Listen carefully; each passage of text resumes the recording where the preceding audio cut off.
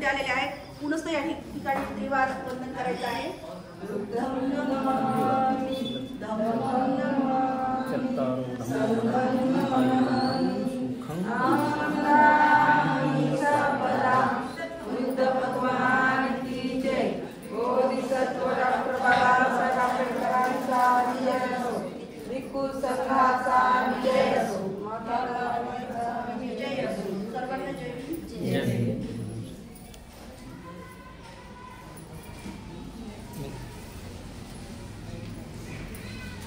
या ठिकाणी किरण मोरे आले, त्यांचं स्वागत करा. कधीच वंदनीला कुठे जात नाही ते, पण आधी आज मॅडमच्या हातानेच करा.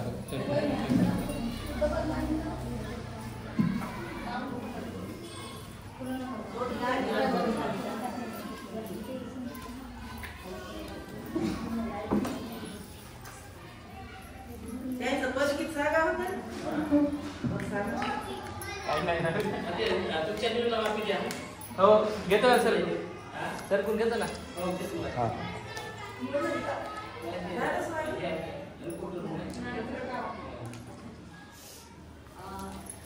डॉक्टर बाबासाहेब आंबेडकर जसं म्हणतात की एक या समाजाचा जो भाग आहे प्रचार आणि प्रसार करण्यासाठी अशा या ठिकाणी आपल्या सर्वांची परिचित असणार आहे.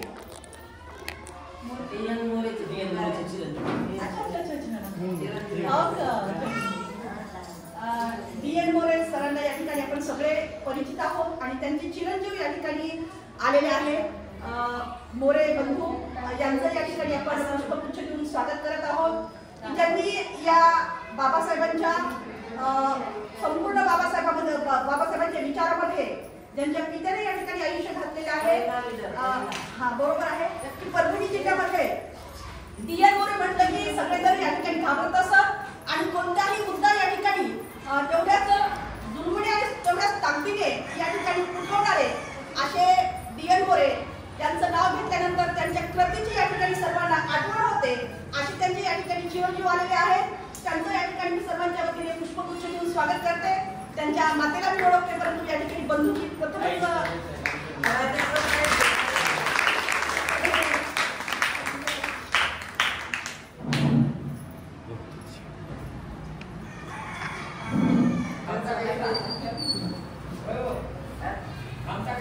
मी लिखतो ना. नाही जाऊ दे.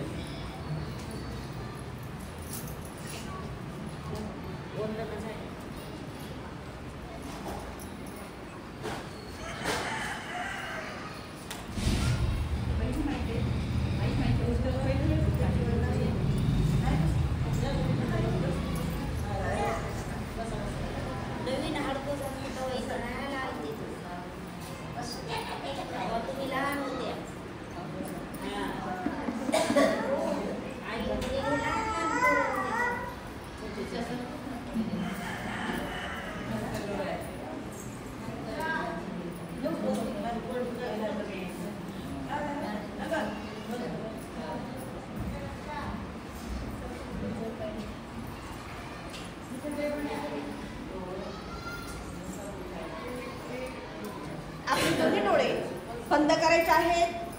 आपले दोन्ही हात या ठिकाणी जोडायचे आहेत. हे पुरुषोत्तम मी मनापासून निष्ठा ठेवते तथागतावर ज्यांचा प्रकाश आहे व्याप्त अनिर्बंध दशदिशात आणि माझी मनीषा तुझ्या मुलीत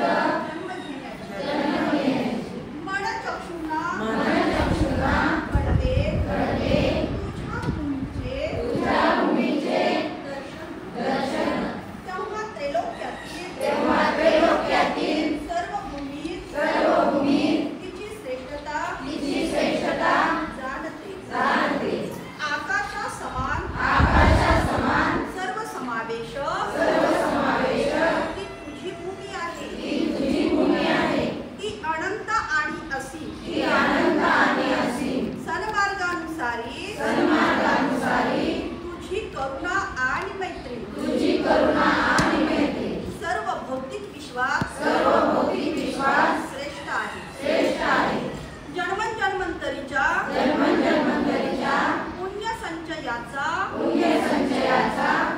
परिपाक आणि तुझा ज्ञान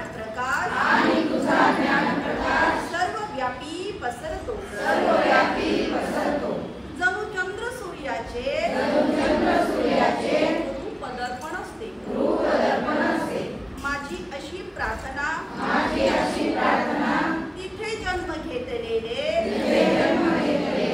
प्राणी मात्र तुझ्या सम करोत सत्यघोष सदोदित हे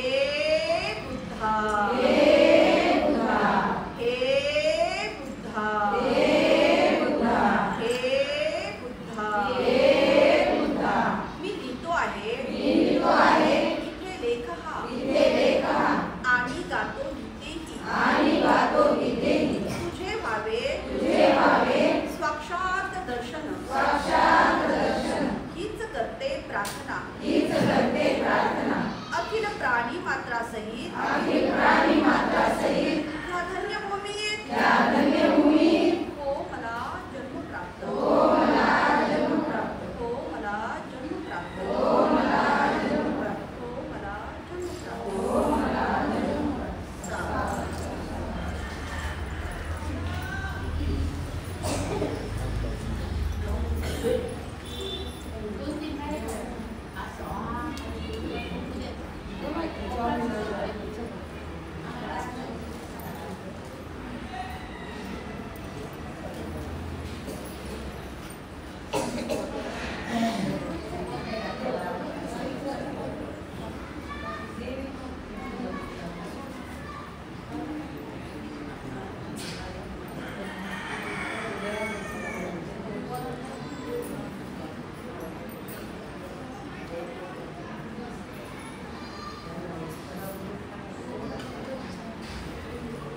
भगवान बुद्ध आणि त्यांचा धम्म या ग्रंथाचं या ठिकाणी पठण होत असताना आपण या ठिकाणी पाहिलेलं आहे की जो संघ आहे भिक्खू आणि भिक्खूंचा संघ या ठिकाणी तथागतांनी निर्माण केलेला आपण या ठिकाणी पाहिलेला आहे. तद्वतच त्यांची भिक्खू आणि त्याच्या संबंधी भगवंताची या ठिकाणी कल्पना काय होती हे सुद्धा आपण या ठिकाणी पाहिलेलं आहे.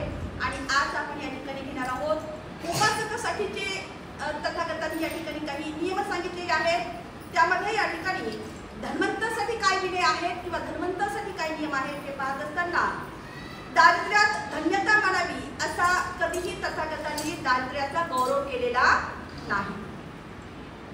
त्याचप्रमाणे दरिद्री माणसांनी आपल्या दरिद्र्यातच समाधान मानावे म्हणजे पुढे त्यांना सारी पृथ्वी लाभणार आहे असे सुद्धा कधीही भगवंतांनी शिकवलेले नाही. उलट संपत्ती ही स्वागतार्ह आहे असे ते म्हणत आणि एका गोष्टीवर मात्र त्यांचा कटाक्ष होता आणि तो म्हणजे संपत्ती ही कशी मिळवायला पाहिजे तर संपत्ती ही विनयशासित असली पाहिजे. तथागत भगवान बुद्ध एकदा अनाथ पिंडकाच्या जेतवनामध्ये आले असताना त्यांना अभिवादन करून त्यांच्या सानिध्यामध्ये अनाथ पिंडक बसलेले आहेत आणि गृहस्थाला स्वागतार्ह आणि सुखकर आणि पदकर परंतु त्याला ज्या दुग्रस्त अशा कोणत्या गोष्टी या ठिकाणी आहेत असा प्रश्न या ठिकाणी त्यांनी केलेला आहे. आणि मग तथागतांनी त्यांना उत्तर दिलं या गोष्टीपैकी सन्मानाने धन संपादन करणे हे प्रथम या ठिकाणी आहे. दुसरी गोष्ट म्हटलं म्हणजे आपले आप्तेष्ट सुद्धा सन्मार्गाने धन संपादन करीत आहेत याची सुद्धा त्याने काळजी घ्यावी.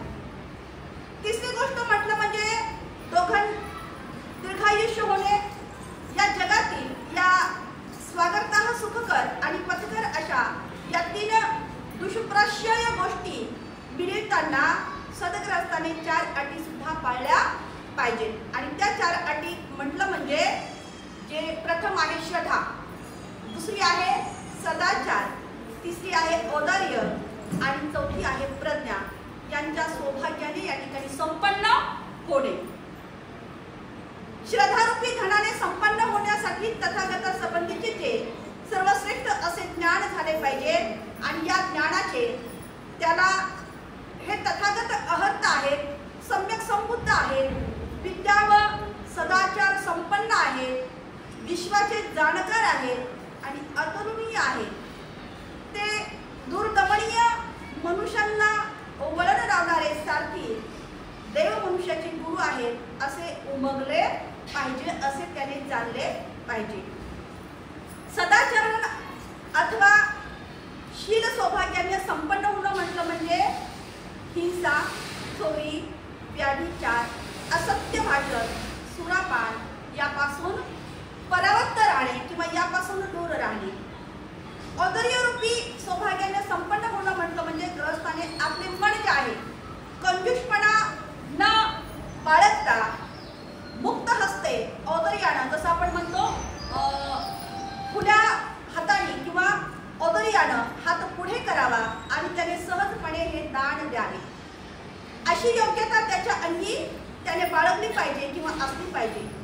प्रज्ञारूपी सौभाग्याने संपन्न होणं म्हटलं म्हणजे तुला माहित आहे की त्या ग्रस्ताचे मन हावरेपणा, लोभ, द्वेष, आळस, तंद्री, अणवधान आणि धांदल यांनी तो ग्रस्त होतो. तो मनुष्य जो आहे दृश्य कृत्य करतो. कोणता मनुष्य दृश्य कृत्य करतो की ज्या ग्रस्ताचं मन हे हावरेपणाने भरलेलं आहे, ज्याच्या मनामध्ये लोभ आहे, ज्याच्या मनामध्ये द्वेष आहे, आळस आहे, तंद्री म्हणजे झोप आहे आणि तो अणवधानपणे हा धांदलमध्येच तो ग्रस्त होतो आणि तो मनुष्य जो आहे अशा दृश्य कृत्य करतो.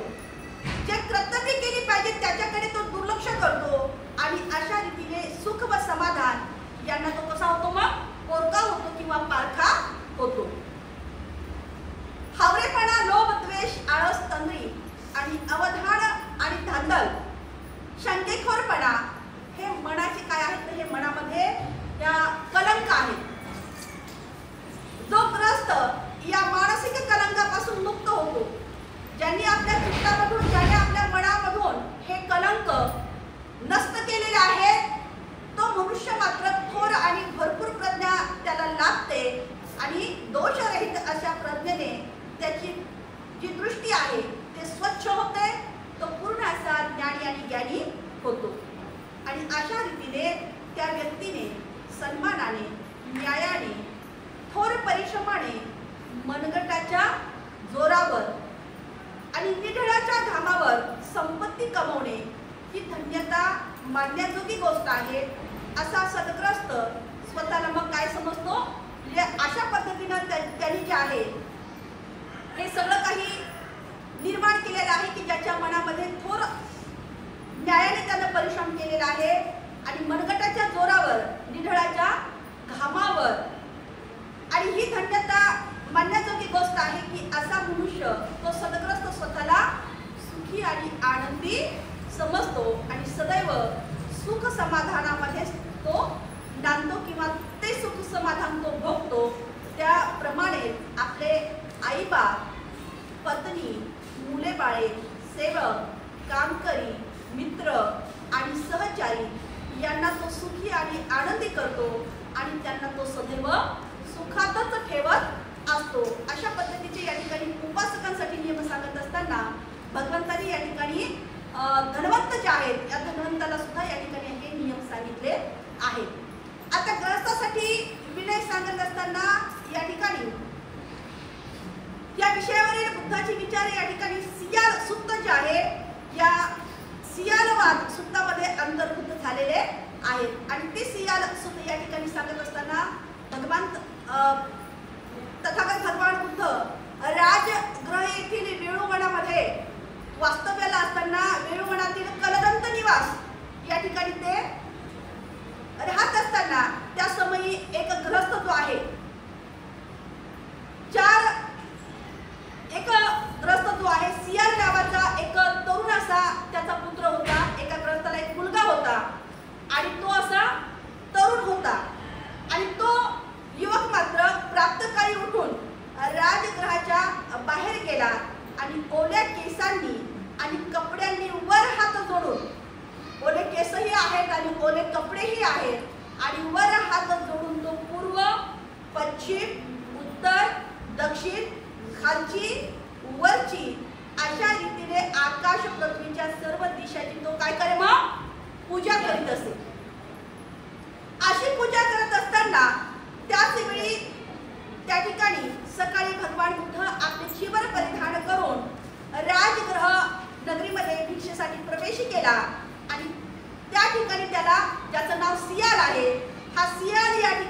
दिसला आणि जो सियाल त्याची दररोजची या ठिकाणी जी दिनचर्या आहे त्या दिनचर्येने तो सकाळी उठत असे आणि ओल्या कापडानी ओल्या केसानी तो जो आहे या ठिकाणी काय करत होता तो सियाल 6 दिशाची पूजा करू लागलेला आहे. भगवंतांनी त्याला विचारले तू या दिशाची अशा पद्धतीने पूजा का करीत आहेस? त्यावर त्या सियाने या ठिकाणी उत्तर दिलं. त्याने उत्तर दिलं की माझ्या वडिलांनी मला सांगितलं की तू आकाश पृथ्वीची या सर्व दिशांची अशा पद्धतीने काय करत जा, पूजा करत जा. अशा रीतीने पूजा करीत माझ्या पित्याने सांगितलेलं आहे आणि म्हणून मी या ठिकाणी सर्व दिशांची पूजा करीत आहे. आणि भगवान बुद्धाने त्या ठिकाणी परत प्रश्न केला की तू या दिशाच्या पूजेचा अर्थ मग जाणतोस का? तुझ्या पित्याने या ठिकाणी सांगितलेलं आहे की अशा दिशाची तू पूजा करत जा आणि मग ही तू पूजा करत आहेस तर तू याचा नेमका अर्थ जाणून घेतलेला आहेस का? असा या ठिकाणी प्रश्न भगवंतांनी विचारलेला आहे. भगवान बुद्धाने परत त्या ठिकाणी प्रश्न केलेला आहे की या दिशेच्या पूजेचा अर्थ जाणतो का? अर्थबोध झालेला नाही, कृपा करून आपण मला या ठिकाणी त्याचा अर्थबोध करून सांगावा असा भगवंताकडे कुणी प्रश्न केला? सियाने प्रश्न केलेला आहे. अशी मी आपणास नम्र विनंती करतो आणि नंतर मात्र भगवंतांनी या ठिकाणी त्या सियाला याचा अर्थ बोध करून म्हणजे त्याला सांगत आहे की जे 4 क्लेश आहेत. माणसाने प्राणी मात्राची हिंसा करणं. माणसामध्ये किती प्रकारचे क्लेश आहेत? तर 4 क्लेश आहेत. ते म्हणजे पहिला या ठिकाणी सांगितलेला आहे भगवंत त्या सियाला या ठिकाणी उपदेश करत आहेत की माणसामध्ये 4 प्रकारचे क्लेश आहेत, 4 प्रकारचे दोष आहेत. ते म्हणजे माणसाने प्राणी मात्राची हिंसा करणे, व्याभिचार करणे, चोरी करणे, खोटे बोलणे. या हिंसेमुळे निरपराध प्राण्यांना बळी जातो आणि व्याभिचारामुळे मानवी लज्जेचा काय होतो? विध्वस्त होतो. नातेसंबंध या ठिकाणी बिघडत राहतात आणि चोरीमुळे माणसाला अपराधाची सवय लागते. एकदा चोरी केली की पुन्हा पुन्हा त्या माणसाला काय करावी लागते? करावीच वाटते आणि मग त्याच्यामध्ये त्याला अपराधाची सवय जडते आणि विश्वासघातकी प्रवृत्ती त्याच्यामध्ये वाढीस लागते. अशा व्यक्तीवर कोणी विश्वास ठेवतो का? नाही ना ठेवणार. आणि म्हणून या ठिकाणी विश्वासघाताची प्रवृत्ती त्याच्यामध्ये काय होते? वाढीस लागते. खोटे बोलल्यामुळे माणसाचे स्वतःचे आणि इतरांचे अनेक प्रकारचे काय होतात? नुकसान होतात. जर एकदा आपण खोटं बोललो तर परत परत त्याच्या सोबत जे आहे आपल्याला पुन्हा पुन्हा काय करावं लागतं? त्याला अनेक शब्दाची जोड द्यावी लागते किंवा अनेक शब्द त्या ठिकाणी आपल्याला त्याला जोडावे लागतात. कारण एक खोटं जर बोलायचं असेल तर त्याला आणखी 2-4 तरी शब्द आपल्याला उच्चारावे लागतील ना.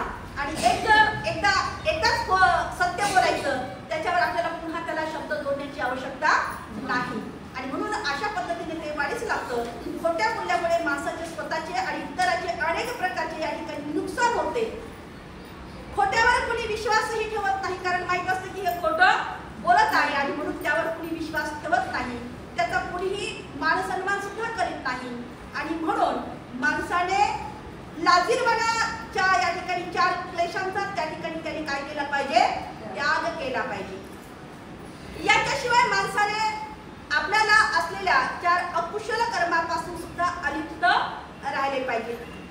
4 प्रकारचे अकुशल या ठिकाणी कर्म सांगितलेले आहेत. ते 4 प्रकारचे माणसाने आपल्याला असलेल्या या अकुशल कर्मापासून अलिप्त राहिले पाहिजे. ते म्हणजे माणसाचा हट्टी स्वभाव असतो. माणसाचा कसा स्वभाव आहे? हट्टी स्वभाव आहे.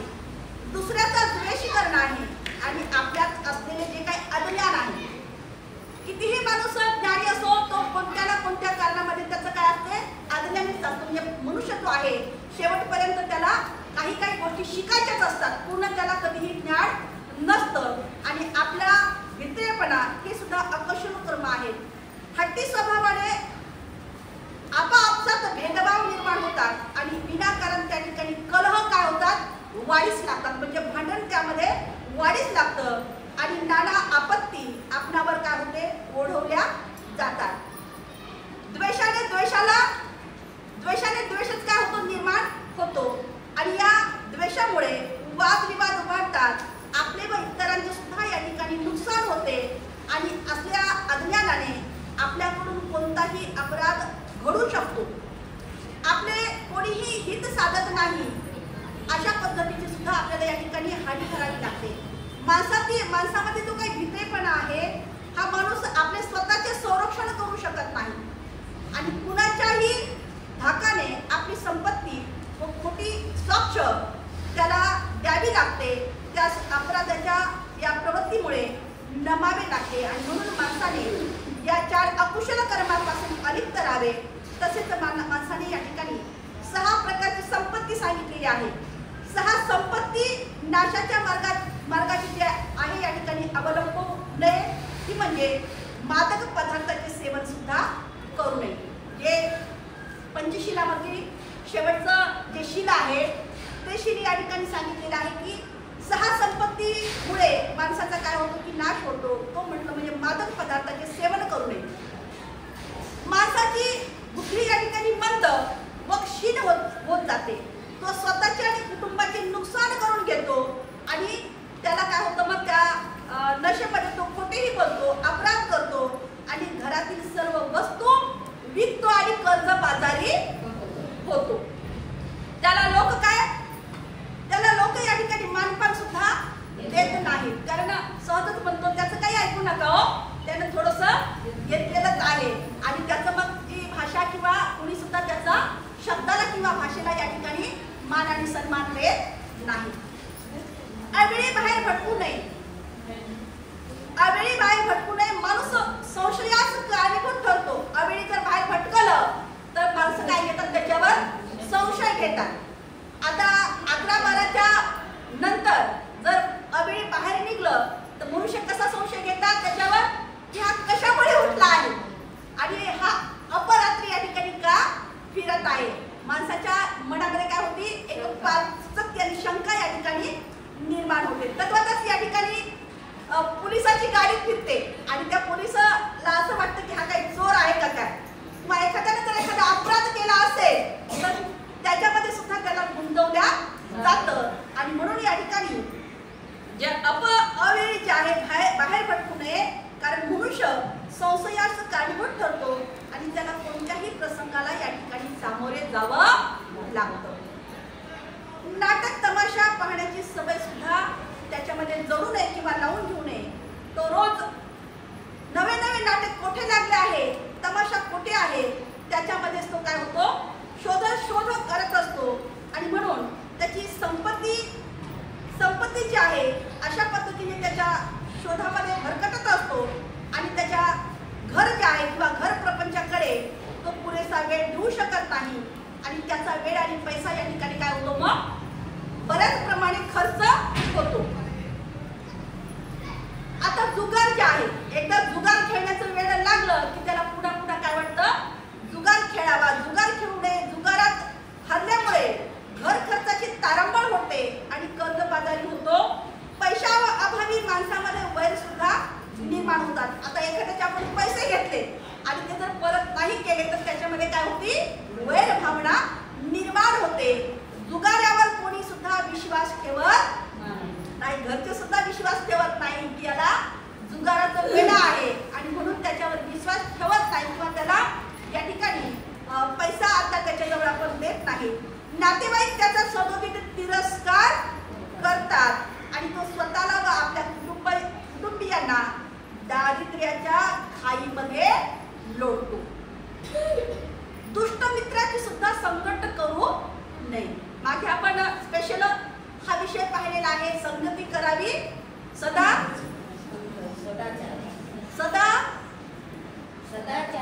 एक गीत सुद्धा आपण या ठिकाणी गायलेलं होतं मागच्या वेळेस.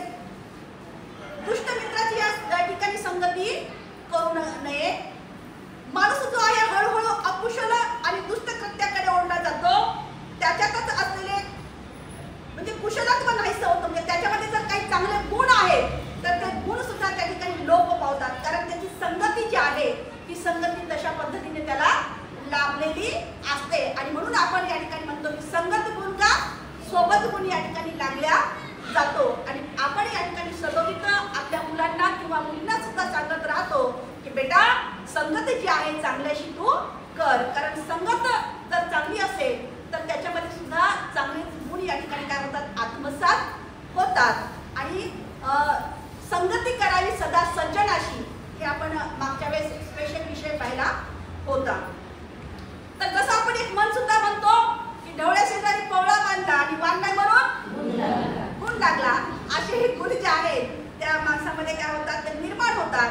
आणि म्हणून जर गुण आपल्याला चांगले लागायचे असतील तर संगती ही कशी करायला पाहिजे, चांगल्या व्यक्तीशीच करायला पाहिजे. अशा पद्धतीने त्याच्यात असलेले कुशलत्व नाहीसे होते आणि त्याची सर्वच काय करतात मग निंदा करू लागतात.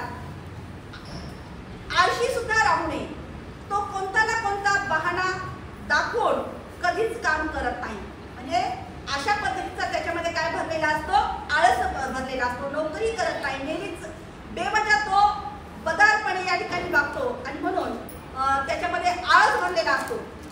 आळस कसा असतो, राहू द्या आजचं उद्या करता येईल, आता तर कुठं पाऊस पडलेला आहे, थोडं ऊन पडल्यावर पाहता येईल, आता थोडं आभाळ आलेला आहे, पुन्हा आणखी पाहू. आणि अशा पद्धतीचं काय होतं, पुन्हा आळस भरलेला असतो. आता आजही आपण या ठिकाणी पाहिलेला आहे की आमचा हा जो हाल भरगच्च भरलेला असतो, परंतु काहींना असं वाटलं असेल आज की राहू द्या आता पाऊस पडलेला आहे आणि म्हणून या ठिकाणी जे आहे आपण उद्या बघूया, थोडंसं ऊन पडल्यावर पाहूया. अशा पद्धतीचा जो आळस माणसामध्ये जडलेला असतो आणि तो आळस माणसाला कधी सुद्धा या ठिकाणी पुढे जाऊ देत नाही, किंवा आपल्या चित्तामध्ये जे चांगले विचार किंवा चांगले या ठिकाणी जे शब्द आहेत आपण कधीही ऐकू शकणार नाही. आणि म्हणून या ठिकाणी हा आळस सुद्धा काय आहे, तर हा आळस सुद्धा हा आपल्या संपत्तीचा नाश करू शकतो. आणि म्हणून या ठिकाणी ह्या 6 संपत्ती नाशाच्या मार्गाचे माणसाने अवलंबन करू नये. या सोबतच आपले जे मित्र आहेत, इतरावर उपकार करणारा, आपल्या दुःखामध्ये दुःखी होणारा, सुखामध्ये सुखकार करणारा, सर्वांना समुपदेशन करणारा, इतरावर अनुकंपा, दया आणि कृपा दाखवणारा, आपला जो शत्रू आहे, एखाद्याच्या घरी आल्यावर गेल्यावर काही ना काही आले आपल्या सोबत घेऊन जाणारा, शब्दानेच उपकार करून पाहणारा, हाजी हाजी करणारा, अकुशल कर्मात सहकार्य करणारा, या मित्राची व शत्रूची आपण जाणीव ठेवायला हवी. आणि ह्या 6 दिशांची पूजा जे या ठिकाणी सांगितलेली आहे, तर 6 दिशांची पूजा सांगत असताना भगवंत त्या स्त्रियांना असं मार्गदर्शन करतात की पहिली दिशा जी आहे स्त्रिया, ती पूर्व दिशा, ज्याचं तू या ठिकाणी रोज सकाळी ओल्या कापडाने आणि ओल्या डोक्याने या ठिकाणी पूजा करतोस. ही पहिली दिशा जी आहे, पहिली दिशा तू पूर्व दिशेचा या ठिकाणी काय करतो, पूजा करतो. ती पहिली दिशा म्हटलं म्हणजे आपल्या माता पित्याची योग्य सेवा करणं. पहिली दिशा कोणती आहे, माता पित्याची योग्य पद्धतीने सेवा करणं. दुसरी दिशा जी आहे ती म्हणजे आपल्या गुरुची सेवा करणं. तिसरी दिशा जी आहे आपली पत्नी आणि आपले जी मुलं बाळ आहेत त्यांची सुद्धा या ठिकाणी सेवा करणं. चौथी दिशा या ठिकाणी सांगितलेली आहे, जे आपल्याकडे आत्तेष्ट येतात, जे नातेवाईक असतात, त्या नातेवाईकांची सुद्धा या ठिकाणी, मित्र आणि नातेवाईकांची सुद्धा सेवा करणं. पाचवी दिशा या ठिकाणी सांगितलेली आहे, वंदनीय आणि पूजनीय असलेल्या सामनेर आणि जे आपल्याकडे भिक्खू आलेले आहेत अशा भिक्खूंची सुद्धा आपण या ठिकाणी सेवा केलेली पाहिजे. 6वी दिशा या ठिकाणी सांगितलेली आहे, जी खालची दिशा आहे, ती खालची दिशा म्हटलं म्हणजे सेवक नोकर यांची सेवा करावी. आता सेवक आणि नोकर यांची सेवा कशी करायला पाहिजे, तर सेवक आणि नोकर जी आपली सेवा करतात ते सगळे आपल्याला गोष्टी आहेत या पुरवल्या जातात. आणि म्हणून अशा सेवकांना आणि नोकरांना कशा पद्धतीची सेवा करायची, जर त्यांची तब्येत ठीक नसेल तर त्यांना आर्थिक सहाय्य करणं, जर त्यांची मुलं या ठिकाणी कोणत्या गोष्टीमध्ये त्यांना कमतरता पडत असेल तर त्यांना या ठिकाणी शिक्षणाला सहाय्य करणं, त्यांची जर तब्येत ठीक नसेल तर त्यांना औषध उपचार देणं, अशा पद्धतीची या ठिकाणी त्यांची सुद्धा सेवा करणं. आणि या प्रकारचे या ठिकाणी त्या सिंहाला या ठिकाणी सांगतात की ही माता पिता जी आहे, हे माता पित्यांची सर्व कामे आपण चोख पद्धतीने केली पाहिजे. त्यांचे वृद्धापकाळी योग्य प्रकारे आपण पोषणही केले पाहिजे. आपल्या कुळात पूर्वपार चालत आलेली जी काही सत्कर्म आहेत पुढे सुद्धा आपण या ठिकाणी चालूच ठेवली पाहिजे. संपत्तीचे सदोदित जतन केले पाहिजे.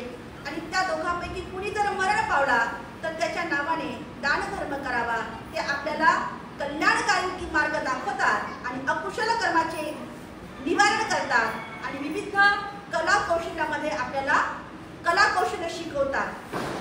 अशा पद्धतीने या सियाला या ठिकाणी संपूर्ण या दिशेची माहिती सांगितल्यानंतर त्या सियाला या ठिकाणी त्या संपत्तीचे जतन करते. आपले उत्तर दिशा जी आहे नातेवाईकांची सेवा करणं, या सेवांचं सगळं या ठिकाणी आपण सांगितलेली आहे.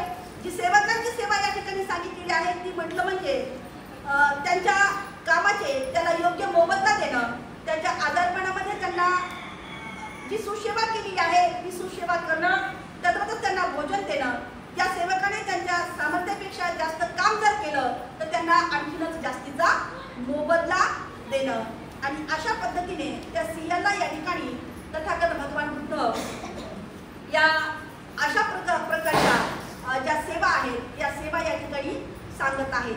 या ठिकाणी जो निष्कर्ष निघत आहे तो निष्कर्ष म्हटलं म्हणजे तथागतांनी त्या सियाला वरील प्रमाणे अशा पद्धतीने उपदेश केलेला आहे आणि ते म्हणतात की सिया जो म्हणत आहे की सुंदर, फारच सुंदर, एकदा स्थानभ्रष्ट झालेली वस्तू ज्या प्रमाणे परत स्थानावर बसवावी किंवा जे गुपित होते ते उघड करावे किंवा पथभ्रष्टाला सन्मार्ग दाखवावा किंवा काळोखात दीप लावावा आणि डोळे असतील त्यात सन्मार्ग दाखवावा.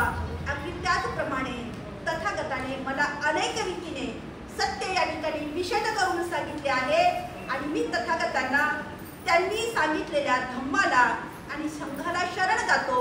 आजपासून अमरण शरण आलेल्या या उपासकांचा स्वीकार करावा असं या ठिकाणी तथागतांना तो सियाल म्हणत आहे की माझा या ठिकाणी काय करा की माझा या ठिकाणी स्वीकार करा आणि मी आजपासून जे आहे भगवंतांना म्हणजे बुद्धाच्या धम्माला आणि धम्माच्या संघाला या ठिकाणी शरण जातो. अशा पद्धतीने सियाला या ठिकाणी तथागतांनी काय केलेला आहे, उपदेश केलेला आहे. आज आणि आपण या ठिकाणी इथेच थांबूया. साधू साधू साधू.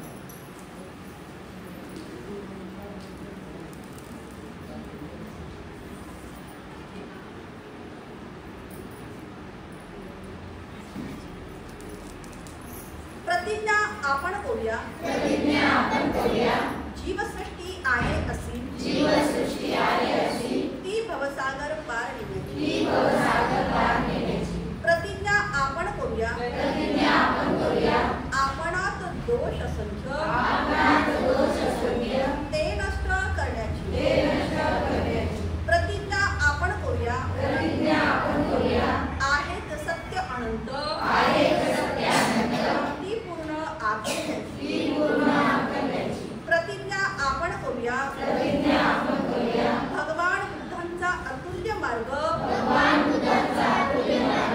तो संपूर्ण साध्य करण्याची. प्रतिज्ञा आपण करूया. डॉक्टर बाबासाहेब आंबेडकर यांचा रथ